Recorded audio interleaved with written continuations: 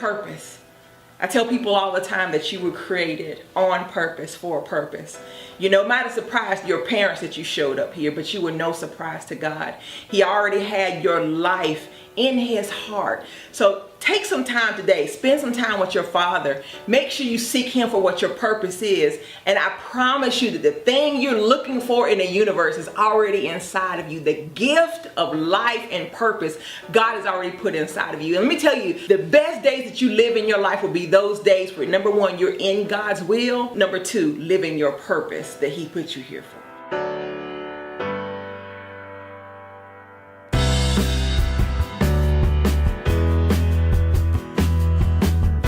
Hey, it's your girl Kim, and yes, this is the Regina Sunshine Show, and I am guest co-hosting for Miss Sunshine. You know, it is the Kirby week, the Kirby Confident week, and you know, she is running like a Hebrew this week, so we had to step in and help our girl out. So you got your girl Kandie, and we also got co-hosting my boy, Monk ATL. All right, and we're back, and we have the lovely evangelist Sonya Gray with us. And Miss Sonya, you tell us about yourself.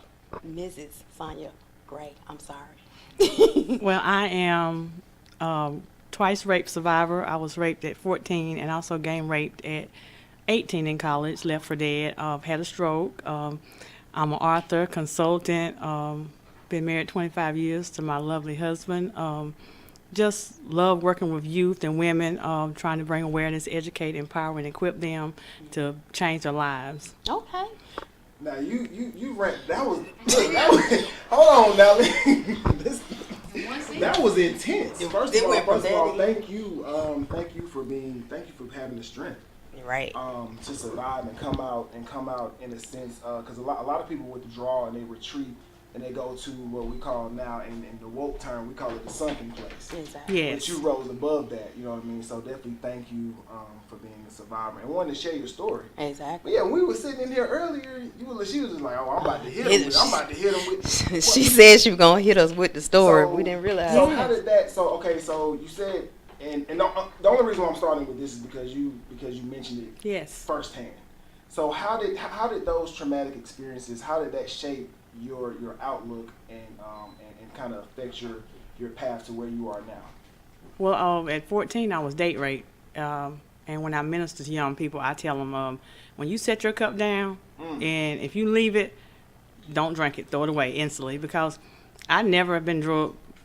That was my first time being drugged, and so when I woke up somewhere else, and my virginity was gone. The second time I was in college, and I was away at a party, and numerous guys violated me, and from that, I can talk about it now. I'm being transparent today, because this might help somebody.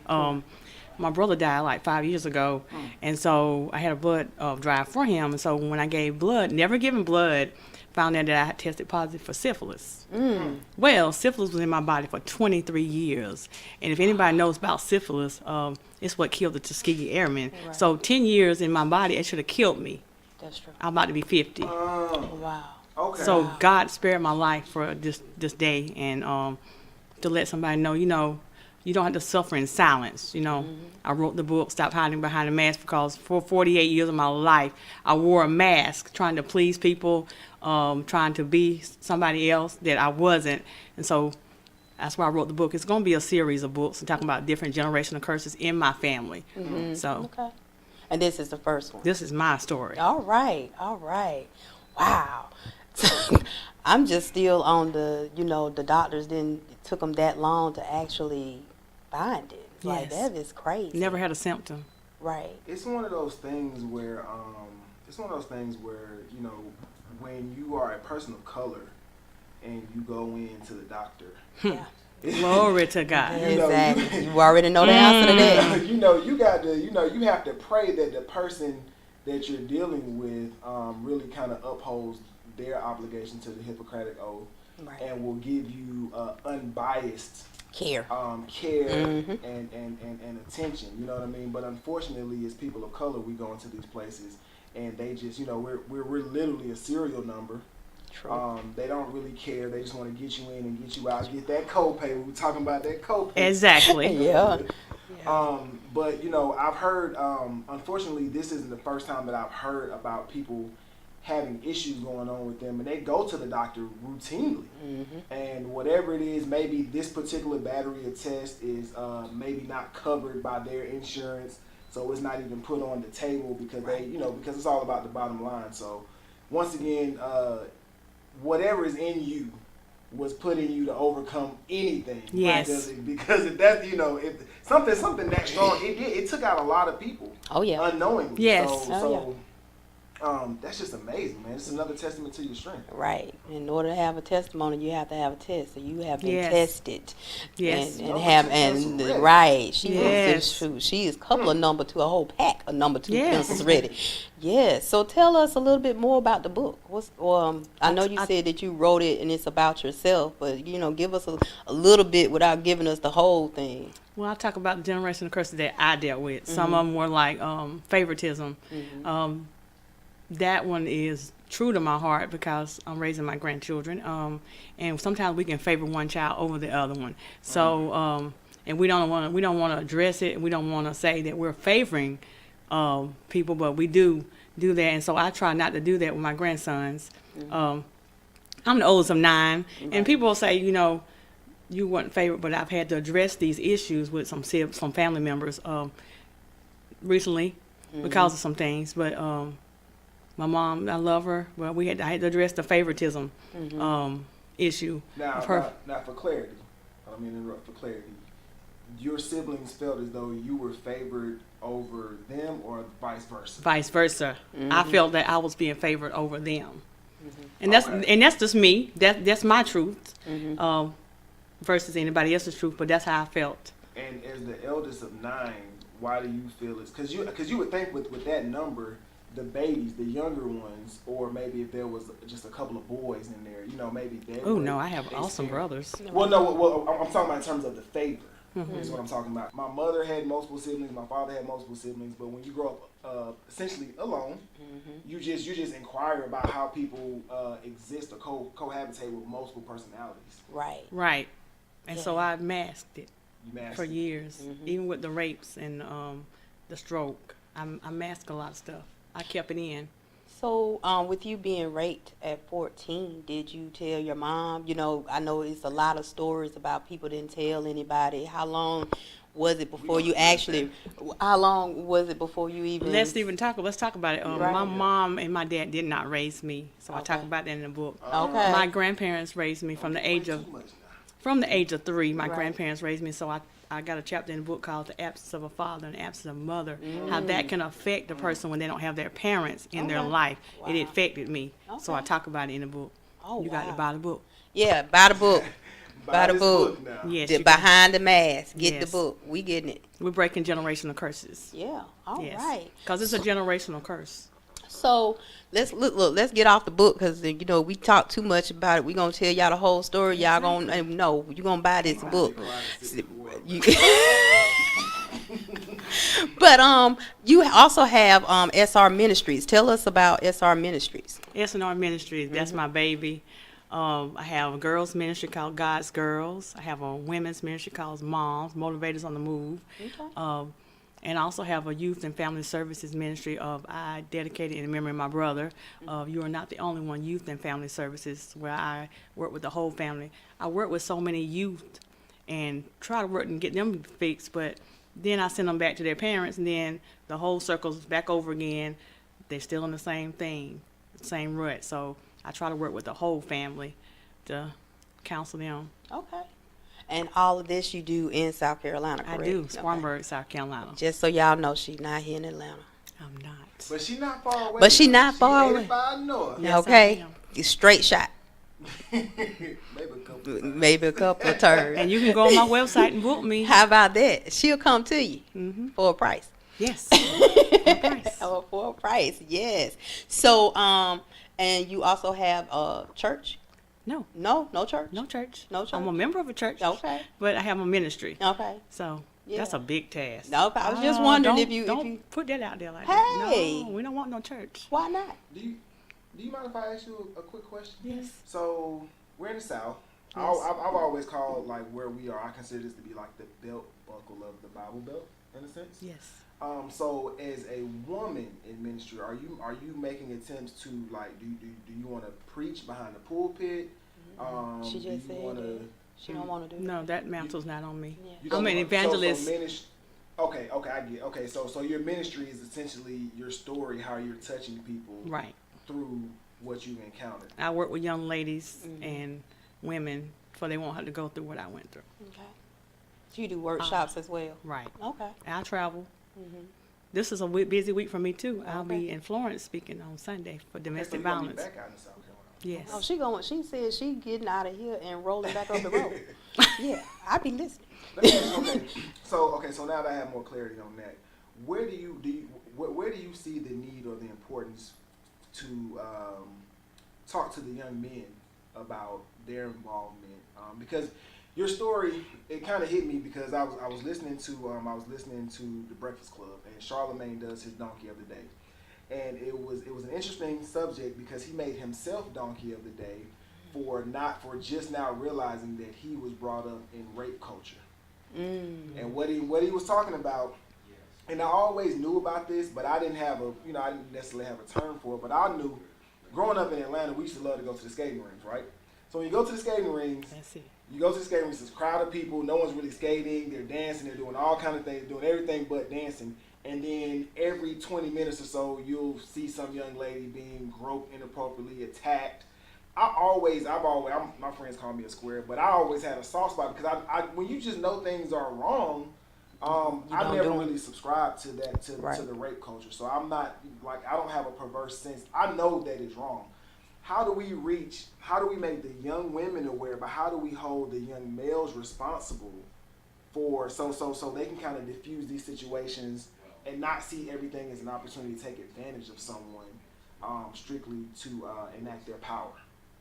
For me, I just don't see enough men stepping up to mentor young men.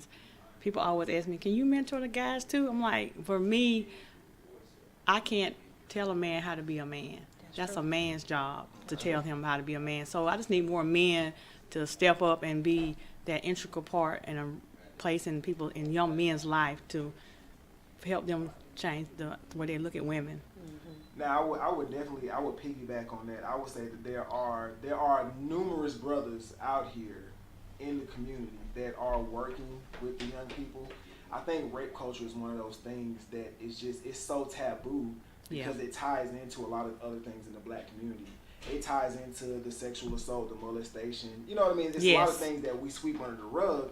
And we want to talk about being a man, but being a man is understanding that you don't have the right to control anyone. Amen. Right. You know what I mean? So right. No is no. No could be no in first base or third base. Third base is Right. No. You know what I mean?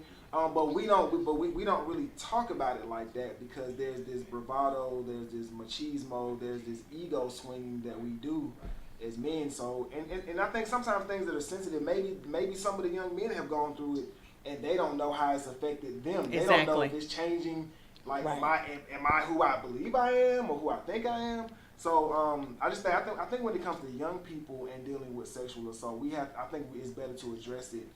You have to deal with some differences, but for the most part, it's a culture and a paradigm that we all feed on back and forth. It's generational. Yeah. That's why I wrote the book, because stuff that's happening in our ancestors, we just kind of kept it in the closet. We didn't talk about it. Now I'm talking about it.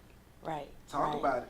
Yes. Talk about it. Well, I think a lot of times with the men, when they are taught, when they think that when you say no, they expecting for you to say no at the beginning. They don't realize that at any point during that encounter, the woman can say no, and that means stop. And I think that's the part that they really need some direction on. It's not so much so that she just saying no at the beginning. If she might have been a willing participant to begin with, but now she's not feeling right, and she's saying no now, stop. So I think we have some of that and it might not be, but I know a lot of times when I hear people talking about it, they always say, when did you say no? Well, she did say no after they had started out, you know, but now that they into it, you know, that don't mean for you to keep going. She actually meant no, you know, so. And that's why it's important to look at it from both aspects. Exactly. and put everything together, because so victimology teaches us that there's several levels to victimization. So you have your initial trauma that you experience, right? Right. And then you have what you do to yourself, your guilt, and your, you know, like the things that you go through. And then there's another victimization when you go to try to talk to someone about it. Right. Because you end up being shamed, or what did you do, or this, that, and the third. And I feel like people have the right intentions sometimes, but they don't understand you have to word culpability a different way. You can't bash people, but you can still hold people responsible. What I mean is, people, you have to be aware of your environments. Right. And this goes into what you were saying about when you have a drink, take your drink with you. Yeah. There's a lot of clear stuff that's odorless and tasteless. Right. You know what I mean? What were you going to say? Well, my mama used to tell us that when we go, if you go anywhere, if you leave your drink, leave it. Don't pick it go back get up. another one. And if somebody bring you an open drink, don't take that. Always get a can, you know, a canned soda or something like that, and you open it yourself. If somebody opens it for you, make sure that they're standing right in front of you when they open it. Anything that you're drinking, it needs to be open right there in front of you so you can see it. And if you get up, use the restroom or whatever, when you go dancing, whatever, when you come back, if it's a drink still sitting on the table, go ahead and throw that away. Because you don't never know what people might try to do to you. You know, not saying that everybody has bad intentions, just saying to be safe. Be safe. When I speak to my friends, or when I speak to people in general, and they're going through something, or they have like some sort of adversarial thing that they're going through, I always tell people, never expect people to play by the same rules that you do. Exactly. You know what I mean? Like, just never. So if there's an opportunity, my thing is you did it. Exactly. I mean, in certain realms, you know what I mean? Exactly. Especially in college parties, high school parties. Exactly. I mean, hell, now even that nowadays, men have to be cautious of this too. Okay. And see, this is why I say, this is why I say we can't be gender specific on this, Sure because can't. a lot of times the brothers are going through things that they really embarrassed to talk about. Exactly. And they don't want to say anything because that's going. That demolishes your manhood. Exactly. You know what I mean? But we have to put these things out here, because when we put these things out here, we hold people accountable. Right. And we're more aware, and then we have a network of consciousness. Mm-hmm. So when I go somewhere, when I go out, I love my sisters. So when I go out, I feel like my sister's gonna be safe when I'm around. Right. And if we adopt that, Exactly. Because a lot of times I see stuff and I don't see us taking up for each other, wrong or right. Right. I don't see it. Look, my mom always took up for me, even when I was wrong. Mm-hmm. Because we family. Right. So we're going to be family. Let's be family all the time. Right. Because when somebody else do it, you can't get mad when you're not taking up for your people. So I just make it a point to always give the young people something positive, but give them some game about themselves. Right. And don't just be out here wilding out. Because you think because you only live once. Right. Well, you know, you don't have to embarrass somebody. No. You know what I'm saying? You can always pull them to the side and stuff like that. You know, my mom always took up for us. You know, I take up for all my kin folks. You know what I'm saying? They right now. I might pull them to the side because they know how I am. If you right, you right. If you wrong, you wrong. I'm not going to embarrass you. You know, if I see you doing something wrong, I'm going to pull you to the side and be like, now, you know, you wrong as all get out. You know you wrong. Just do better. Right. Do better. But when we went out, when we were young and we went out in a pack. So it was always at least 4 of us. Mm-hmm. And so when we would go out, we would make sure I was always a designated driver. So that's why I always, yes, I'm everybody's mama. I was a mama too. Yeah, so you know, I was the designated driver. I made sure that everybody got home. I made sure that, you know, if we left Athens, Georgia together, we were coming back to Athens, Georgia together. Wherever we went, if you was going to go out with a dude, we was following you.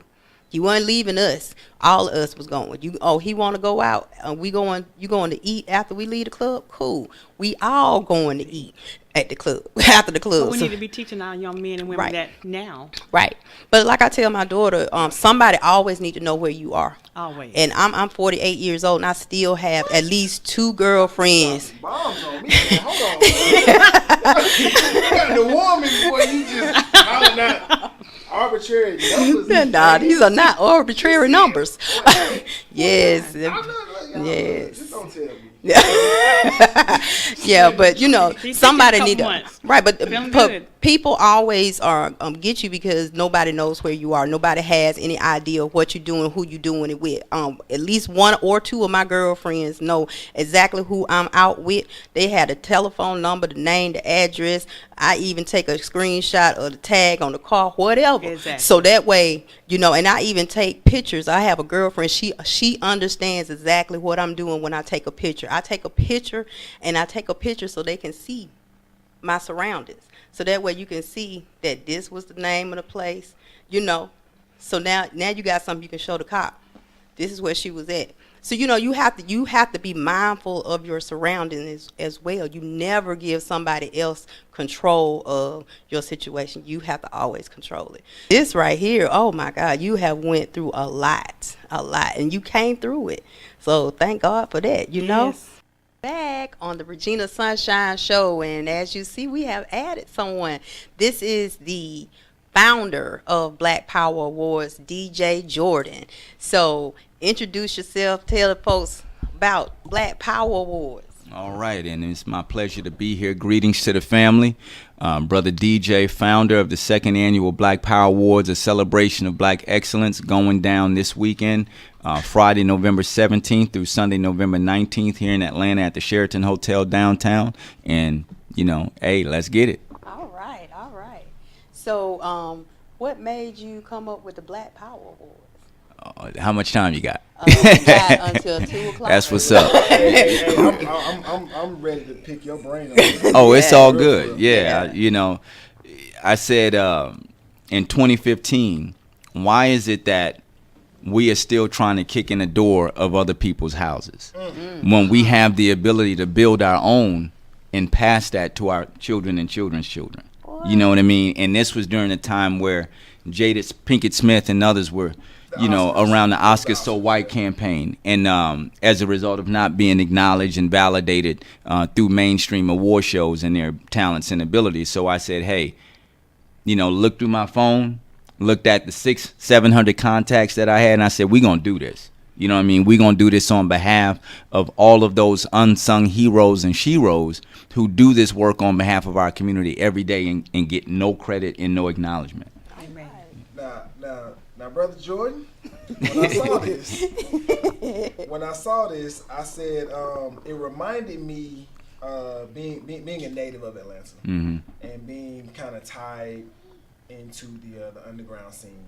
Some years ago, I would say 10 plus years ago, there was a collective who came together and put the Under-Grammys together. Do you remember the Under-Grammys? I remember that. Man, Yes, I do. Now, did they only do it that 1 year at the Abbey? I think it went 3 years. It went 3 years. Yeah, I believe it went like 3 years. I went. I don't know if I went the first year or the last year, but it was at the Abbey, and it was. I mean, everybody was there. Everybody was there. It was beautiful. And then it disappeared. Right. And that was one of the moments when you talk about, I don't know if you're from here or not, but when we talk about the real Atlanta, we understand that there are layers. Right. But it was the underground current. Exactly. That was keeping that was really, really thriving. And so to have the Black Power Awards, and it seems to be a little bit more broad based, because that was the Under-Grammys was strictly just underground music. Exactly. So this looks like it's going to have music involved. I see you got Rakim on here. You know what I mean? He was actually, I don't think he made it to like the top lyricist in the according to hip hop battle that they had, but he ranked really, really high. Right. You got Rita Marley. How'd you pull that one off? Mama Rita has been doing work on behalf of our community for the better part of 40 years. Of course, she's primarily known as the wife of, our ancestor Bob Marley. But she's made a mark for her, for herself outside of that. You know what I mean? And as a musician, but also as an activist and someone who's involved in building schools, not only in Jamaica, but primarily in Ghana. You know what I mean? Heavily involved in education. Yeah, heavily involved in education and, philanthropic endeavors on behalf of the Rita Marley Foundation. Right. Man. And she still looks amazing to this day. She does. That's that we give credit to that diet. You know what I mean? In veggies. that cultural lifestyle. You know what I mean? And so yeah, we making it happen. You know what I mean? And so going back to your question, I say all the time, at some point we need to have balance in our community. You know what I mean? And when you look at the mainstream award shows, the focus has always been entertainment.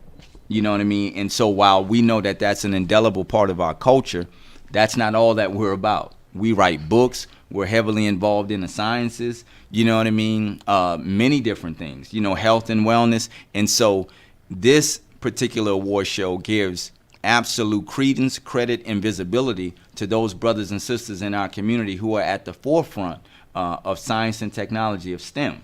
You know what I mean? And so while we have the entertainment, it's definitely balanced where people walk away with a greater appreciation for what we represent as a culture. So, needless to say, when there was the hoopla about Adele winning, I'm a music head, so I know the moment that probably inspired this was we all thought that Beyonce was supposed to get a particular Grammy. Adele felt so bad about it. She actually broke her trophy in half. Beyonce a piece of it. It was a grand gesture. But Solange came back and said, hey, let's create our own institutions. Now we do have our own. We do have some of our own institutions, but they seem to be very, very segmented. So you'll have the BET Hip Hop Awards. You'll have the Soul. Now Soul Train is kind of doing a little bit more, but your concept seems to be a combination of all of those entities as well as the Trumpet Awards, the NAACP Awards. How did you find it hard to create balance within the content in order so it wouldn't, because there's so many different aspects of who we are that need to be rewarded, and it's a bit of unsung too. Right, exactly. It's a lot of unsung, really. Right. So I'm pretty sure there's a historical content to it as well, context to it as well. Definitely, and great question. You know, that's something that is a work in progress to always maintain that balance because we are such a diverse community. But one thing about the Black Power Awards that gets people from the onset is the name. Right, you know what I mean? Right. Off top, you know what I mean? And so whether it's good or bad, I mean, it is what it is because you can't function in this world without power. You know what I mean? At the end of the day, power is essential for life itself. You know what I mean? And so we were very clear 3 years ago when the idea came that it would have that name. Now, of course, you know, it's a celebration of Black excellence as well, but it's definitely rooted in that activist revolutionary spirit of who we are as people of African descent. Absolutely. As we've continued to sojourn, you know, in this country, making our way and carving out new lanes for our people. You know what I mean? So it definitely comes out of that spirit of revolutionary thought and activity that all of us, whether you identify it or not, all of us benefit from what the Honorable Marcus Mosiah Garvey laid, from what Dr. King laid down, from what Malcolm X, Harriet Tubman, Sojourner Truth, all of our warrior scholars and ancestors laid down on behalf of us to pave the way, so that we can have a better life. So speaking of, because that was the way you put it out, it was very eloquent the way you put that out. So I'm looking at the name, right? Black Power Awards. Now I know this is something that you all want to grow and expand and take this as far as you guys can take it. Have you received any pushback? And this is a twofold thing. Have you received any pushback because of the name or the term Black Power? Because when we have Black History Month, we always get the rhetoric. Well, we had a White History Month. Well, we know if you have half a brain, you know why you don't have White History Month. Right. You have White History Year or existence, right? You got White History Seconds. Seconds, right. You know what I mean? So have you received any pushback in terms of the name with that? And to get it to grow tiny into Solange's thing about building institutions, how do we build institutions that are viable and credible and attract the larger? Because I see you got David Banner on here, and he not knocking anyone else, but he probably is the most notable current name one that you would see.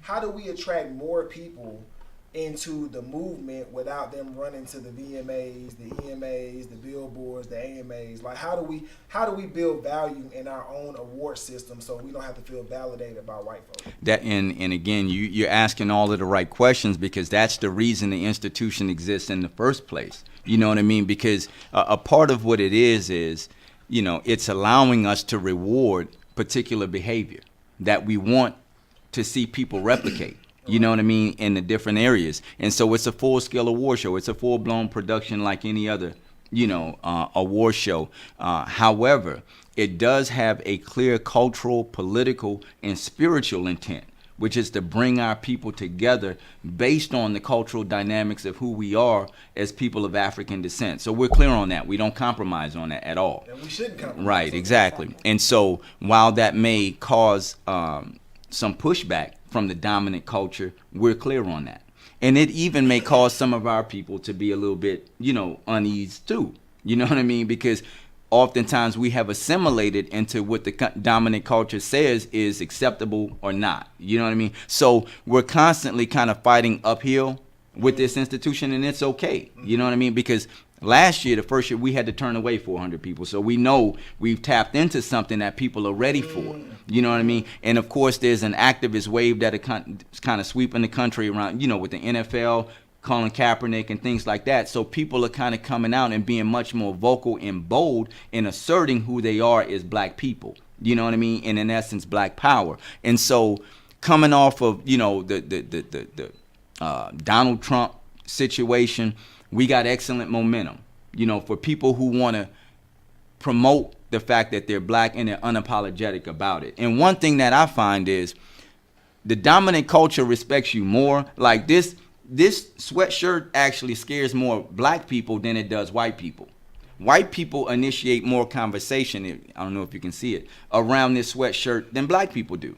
Because they don't oftentimes come in contact with a black person who is firm in who they are and clear and is not trying to assimilate or be something other than who he or she was born to be. Right. So there's always a level of respect when you can look these people in the eye and have those conversations, even if you're going into business or what have you. You know what I mean? Oftentimes we want to shuck and jive, look down, not establish eye contact. Right. That's that old slavery thing. Right. You know what I mean? And we get it. You know what I mean? But to be able to stand flat-footed on your square and be clear about what it is you're doing. We were offered about $200,000 in sponsorship money this year that we turned down. Because we're clear that the lifeline of this institution has to be supported by our community. Period. Ms. Kim, did you have anything? Because I look, as we're talking, man, I'm like the questions are really coming to me now. So this is how we roll. If okay, you got a question, roll. All right, so going back to the Black Power thing. Now I love the name. You know what I mean? Because I'm aware enough to understand what it means, right? So there was a group. I like to tell stories. Let me tell you a story. So years ago, there was a group, and we all know that musically, black people pretty much created all of the authentic music genres. Right. So punk rock, is no different. So years ago, there was a group. There were three brothers, and the name of the group was called Death. Okay. Now they were out before the Clash, Susie and the Pixies. Like they were pretty much the forerunners and the creators of punk music. Clive Davis wanted to sign them, but he said, "You guys have to change your name." They didn't, and as a result, their story is a story that you have to hear about some 35, 40 years later. Right. Because they didn't concede or acquiesce to what somebody else wanted just to give them the the notoriety. So saying that you turned down $200,000, first of all, it lets me know that your value was probably $1.2 million. Right, exactly. First of all, that lets me know that. So kudos to you. Yes. But the decision. So let's just say that the number has maybe like another zero to it. Is it harder or is it easier when you know that you have a platform? And when I'm thinking about Keenan Ivory Wayans with A Living Color, I'm thinking about Dave Chappelle, and I'm viewing you on that success because that's where your success is, right? Right. Can you walk?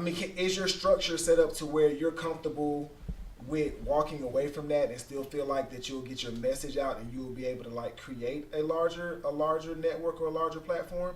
Or are you cool with turning down things that may be detrimental to the overall growth? And that's again a great question. We had that last year when we got a phone call from the McDonald's Corporation, and we hadn't even had the first show. You know, right? The vice president of urban marketing actually follows Banner on Instagram, and so she called. You know, sister. You know what I mean? And very smart, articulate, the whole nine. And she said, "Hey, at the time we got $100,000. She asked us our budget, right? And she was like, well, you know, we want to support you. What is it that, you know, that we can do?" And so last year we honored Dr. Sabi, the holistic healer, right? Man, and I said, well, definitely, yes, definitely. And I said, while I'm appreciative and we're appreciative of the offer, we just can't have Big Macs and quarter pounders, you know what I mean? And right, exactly, you know what I mean? And so at the end of the day, you know, I talk with her, you know what I mean, to try to establish a means by which we could do something, right? Because at the time the institution didn't have no money. I mean, I'm funding it out of pocket. It's really hard to turn down that McDonald's exactly. money. It was a challenge, right? Exactly. And so at the end of the day, you know, they offered to bring salads and things like that, but I'm like, nah, the brand, we don't want the golden arches, and it's just too much of a contradiction for this model. You would have probably lost more credibility, right? Especially with the first year, right? Yeah. Especially with the first year, you coming out of the gate, you know what I mean?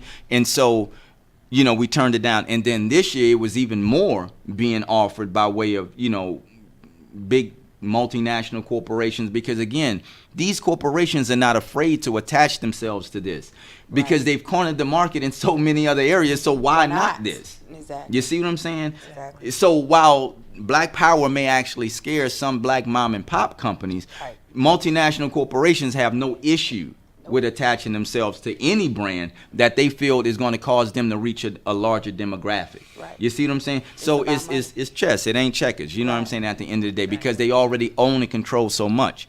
And so what they weren't prepared for was a black man turning them down. You see what I'm saying? That's what messed them up. You know what I mean? And saying, a round of applause. Shoot, we can ring the bell. Look, we need a round of applause. Yeah, the we brother can ring said the no.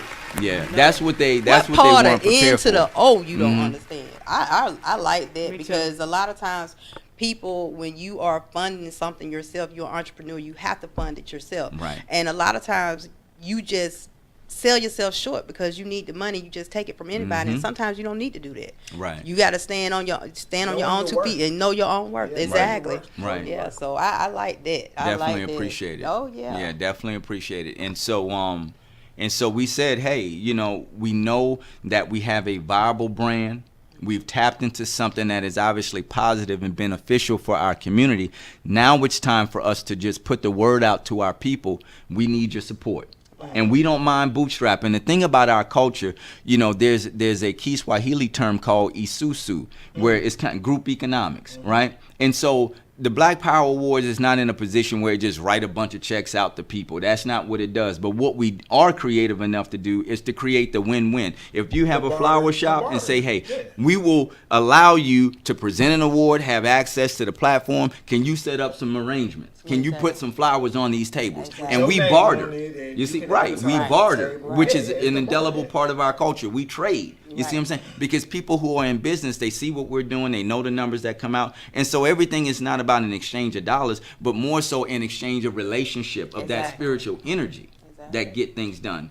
My grandmother, who's 95, she, you know, from New Orleans, Louisiana, her community did not even have money, but they were able to meet each other's needs based on what they grew. So nobody went hungry because, you know, mama so-and-so had tomatoes, somebody else had greens. Exactly. You see what I'm saying? So they met up at certain times of the day and they just exchanged fruit and vegetables. Exactly. And everybody had food without a dollar being exchanged. But what they did have, what we don't seem to have enough of, is positive, healthy relationships in our community. Right. And that's what we got to tap back into. Exactly. Am I wrong when I say that capitalism is inherently evil? Am I wrong when I say that? No, you're not. You're absolutely right, because capitalism comes out of a culture, and now you're getting ready to get me on my on my in my bag. You know what I'm throw saying? things out there But at the sometimes, end of the day, I know you kind of reading the energy, because again, every economic system is based on social relationships between people. So I just mentioned bartering, trading, capitalism, cooperatives, which what I really support and big on. Co-ops are probably the most essential. Oh, it's absolutely essential for us in our position in this country. And in essence, every economic system is a social relationship system. What you have a system before you have money. In other words, we have to be able to relate in some way, even before the money comes into play. Exactly. You see what I'm saying? If we can't get along, then we can't do business.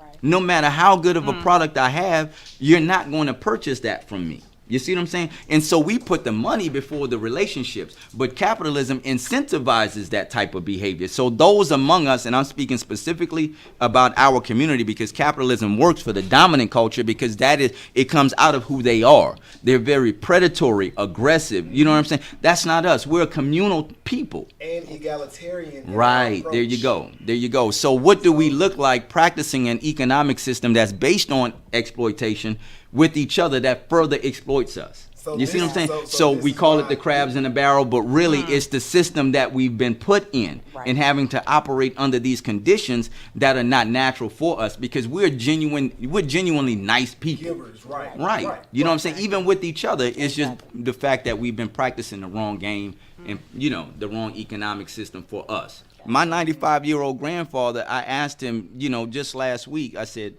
They both 95? My grandmother. Wow. Now, my grandmother is my mother's mother. My grandfather is they're both 95. Wow. They're both 95, right? So, and I asked him, I said, well, what do you think caused our community to kind of go left? And he said, well, DJ, didn't you go to one of those big schools? Yeah. You know what I'm saying? They In other learn words, you? They right. learn you, That's right? how he's like, well, you don't know. We let them other people in our business. We let other people in our business. When we were doing our own thing from our own perspective, raising our own children, we didn't have them in the court systems. They wasn't doing. We started going left as a community when we started listening and allowing another culture to come and dictate to us what we needed to do.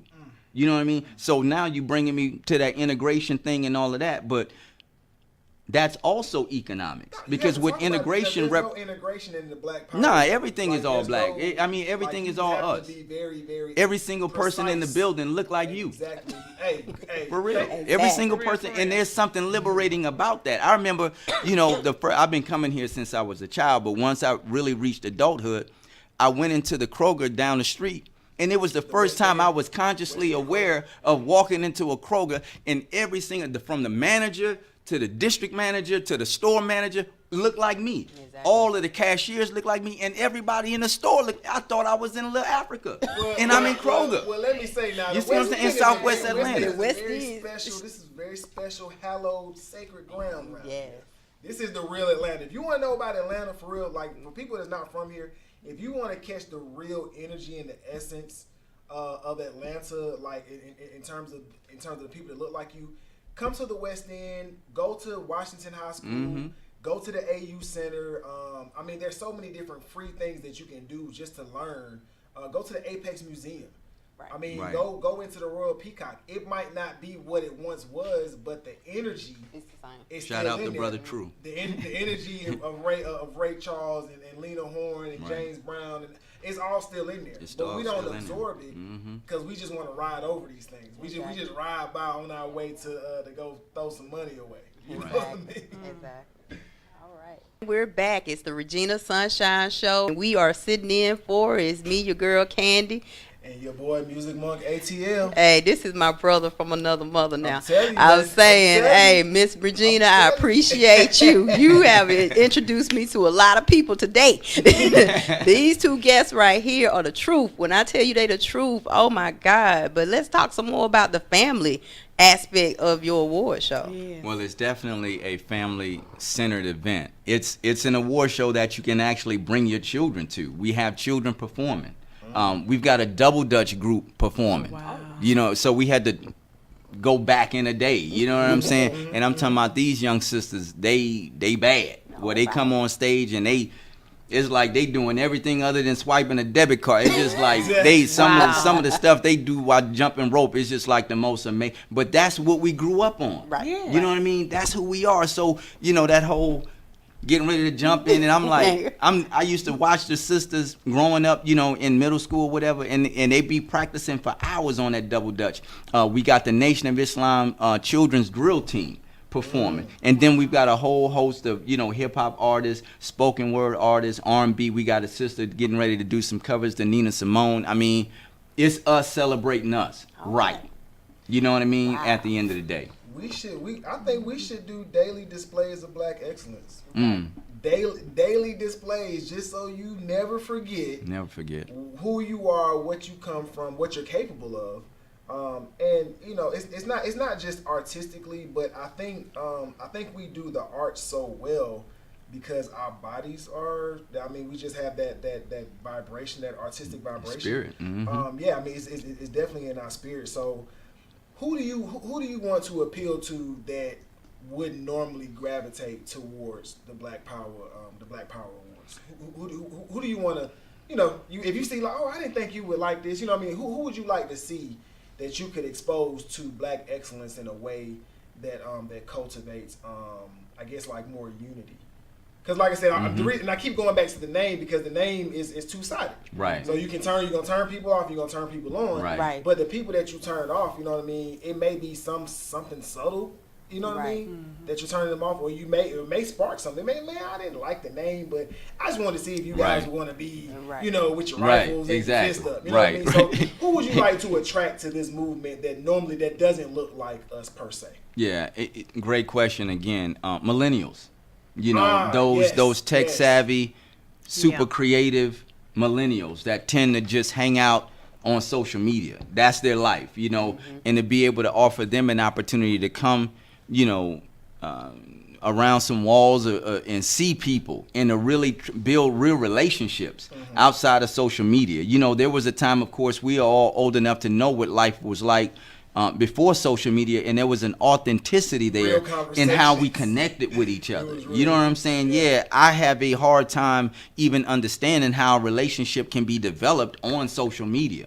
You know what I mean? Like sending somebody a waving or whatever, you know, we do on there, and then that actually creates something authentic. I think that there's something missing within us that when we rely on that, so, you know what I mean? Well, we can't even, you know, we generation where we actually stepped to sisters, and had a talk game and asked for a phone number. Well, I wouldn't have never guessed your age. Like, y'all, look, don't do this to me no more. Bringing people in here looking decades younger and giving us other information. But look, I'm the youngest person over here. But when we did an interview a little while ago with Professor Griff. Oh well, yeah, that's and he sat right there, and I sat right here, and you know, I don't back down. But I was telling him that technology is playing a huge, like, it is probably the biggest factor in everything that we do. So when you look at the technology aspect, it makes it just so much easier. It makes it easier to be a coward. Right. True. Yeah. Right. It makes it easier to do things that lack character. You know. So my new rule is that and I have a point I'm making with this. But my new rule is, if you need me for something, don't text me. Cause I'm not with it. I'm not with it, because it can't be that important if you were just willing to just leave it to a text message. Right. I come from the day and age where you had to ask someone, hey, people need to hear the inflection and the tone in your voice, so they don't feel like they're getting one upped. Right. They don't feel like they're getting finessed. Right. So I just want my little soapbox with that. But I'm with you when it comes to the technology, because we run away from opportunities to have a real conversation, and then people end up together or going into business or whatever type of relationship you develop with someone.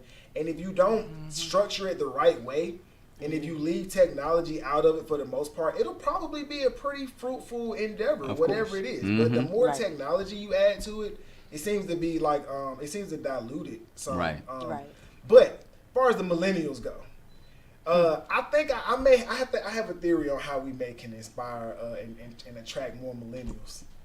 We have to stop criticizing them using the auto-tune. if we say, hey, it's cool. Just let it go. Bring your auto tune with you. Right. Because there's this disconnect between the, because I'm in the middle. Like I'm like the first wave of millennials. I was born in the early '80s, right? Okay. So I'm still in my 30s.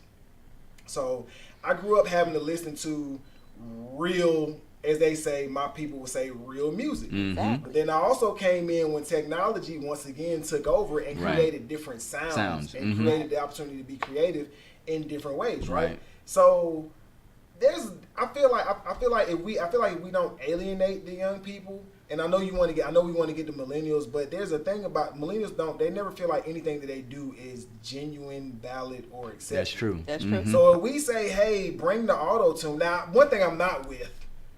Now, 21 Savage can make some pretty decent sounding songs. Okay. Future can make some pretty decent sounding songs.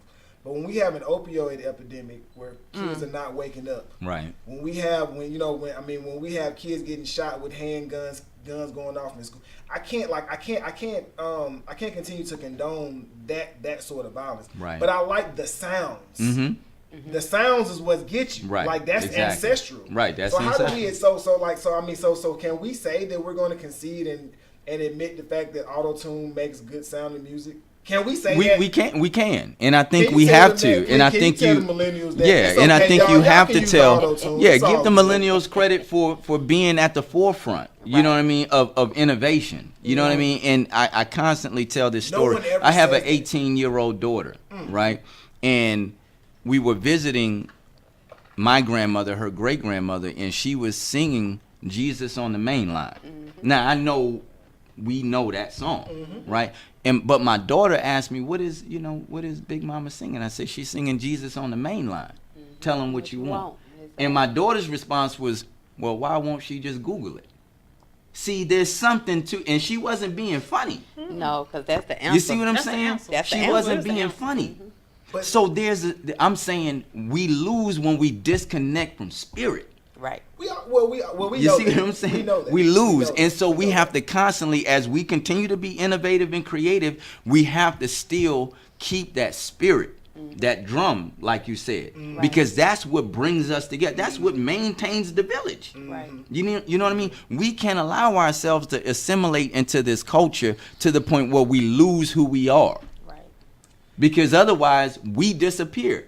And at that point, we're done. So you see what I'm saying? So how does Black Power Awards not intimidate the young person who wants to do something different? They tired of talking about their sisters in this way.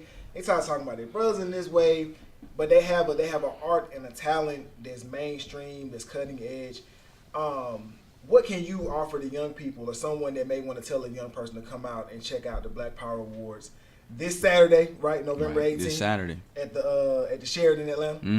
What can you tell them, that would attract them? Because we know Rakim, and I'm looking at Rakim now. We know him to be one of the great lyricists in hip hop history, but he gets no love. None. He gets no love. So as a young person, and I'm thinking, my little brother's birthday is today. He's 28. So he's born in like 89, and there's some younger kids. They're not checking for Rakim. You know what I mean? They check for Migos. Right. So how do we overcome Migos and get them? Because the music not bad. That's the crazy part. The music isn't bad. The music is great music. It's just we had, and one of my best friends was saying, he said that we celebrate mediocrity too much. Right. When we should really be holding. When we should be celebrating excellence. But I feel like auto-tune is the divider. I just feel like that. No, I mean, I definitely understand where you're coming from, and it's about. I have yet to be turned down by a young person, a millennial, when they're approached the right way. Oftentimes we, as I guess seasoned adults, we have this way to minimize and reduce the contribution and even the respect level for young people. And because I've had it happen to me when I was coming up, you know what I mean, from the old head, so to speak. And so. But millennials are different because they literally have the world in their hand. You see, and so they're not going to, follow the traditional type of way for us as a community, right? They got access to so much more information and they get exposed to so much more at an earlier age, for better or worse.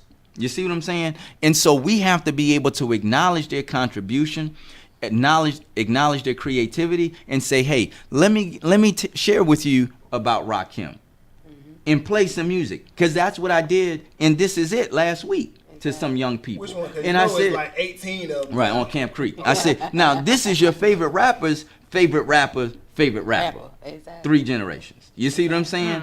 And when they listened to the music, Right. and they heard the lyricism, they was like, Wow. now they didn't recognize who he was from the flyer, Right. because I asked them. You know what I'm saying? They didn't know. But when I put the music on and they began to hear the depth of his words, that resonated. Exactly. And that's where we come in, because that spirit is that's life. Yeah. Rakim will get your life together. Mm-hmm. You sure will. Well, me being from Southwest Atlanta, you know what I mean. The pinnacle to me is all things Dungeon Family out. Oh, Yes. hands Yes. down. Man, shouts out to 3,000. Hey, Shouts I know out. You working Daily on shouts out. something. I feel it. I feel it in my spidey senses. My music His monk. spidey senses. My music monk aura is telling me Oh that something my is around the God. corner from Andre 3000. Stacks. Hey man, it's coming, man. He's just talking a whole lot, man. It's just I feel it. It's just something in the air, man. It's something in the water. I love Not the way this the one, brother moves. but it's I something- really do. I Hey, love the way, Scarface said he was the prince of our. He's the prince of hip hop. He Literally is. the prince, the Prince Rogers Nelson of hip hop. Yeah. He's at a place in his life where he can pick his spots. Right. He's like, he reminds me a lot of where Denzel is in his career, where, Denzel ain't got to do nothing he don't want to do. Exactly. 3 Stacks is at the same place. Exactly. Right. If he gets involved, it's because he wants to and he Right. believes in it, not Right. because he has to. Right. And that's a position of power. Right. So- You know what I'm saying? So I know you're not from down here. I know you got Rakim and David Band on here, but I'm just gonna ask you off the cuff. Where do you rank 3,000 in terms of? 3,000 is in my top 5, hands down. Thank you. Exactly. Yeah, I'm good. I don't need to know hands where. down. I don't need to know Now where. I'm I gonna just tell know you, that. was gonna one of the fight him things if he had that to one say of the something. conversations that I had, I was gonna start simmering a little bit. On being from the South, you know what I mean, and being able to relate a lot of what Atlanta went through, because I saw the same thing in New Orleans. Just keeping it 100. The North never respected our lyrical ability. Until recently. You see what I'm saying? Until they had to, because hip hop started moving south. You know what I'm saying? Yeah. But look at Crit. Man, you took it out You my see what I'm mouth. saying? Did And you there's see the not a freestyle that he conversation. did Oh last yeah, week? definitely. has That put thing him- is legendary. It put him here. But I remember when Crit was selling CDs at Cumberland Mall. I actually booked Crit for a show about 7 years ago. And at the same time, Flocka was coming out too. And that whole movement took off. The Gucci movement, even though Right. Gucci had been around a little bit longer. But, right. But the relevancy, that took off. But Crit up here, and I'm not gonna lie, it took me a minute to get on Crit, because I'm so into Dungeon Family and Outkast that anything that sounds like it, I'm like, well, I'm just gonna put on ATLians. Right. You know what I mean? I'm just gonna put on the criminal. Exactly. You know what I mean? But Exactly. my friends have been opening me up, and of course, I can't call myself the Music Monk ATL without being open to all different music, right? Right. Yeah. So when I'm listening to that Crit, man, and I was just like, yo, this is what it sounds like when you are influenced by something. You internalize it, and then it comes back out, comes and it's back. something, and it's like you hear it in it, but it's still something totally original. So, hey, man, shouts out to Crit, man. Definitely, Yeah. man. All right. Definitely. I love Southern hip hop. You know what I mean? Yeah. That, because again, it's so infused with our spirit. You know what I mean? Where it hasn't left the porch. I'm gonna say it like Real, that. for real. That's Nah, because that's a good way to that put it. communal That's a good way to value put it. system, you just hear That's a it. good way to You know put what I mean? Throughout the decades, it hasn't changed. Whether it's Texas, you know what I mean, New Orleans. I appreciate you, Miss Sunshine. Yes, that's my girl. She is the Oprah. Oh, and we love you, and thank you so much for coming. And we are Yes, thank actually you. going to close out with Miss Regina. God loves you just the way you are. You are beautiful because you were created in love. You were fearfully and wonderfully made. You have the seeds of greatness within you. You were born to live a victorious life. You are brilliant, gorgeous, talented, and fabulous. You are worthy of the best things in life.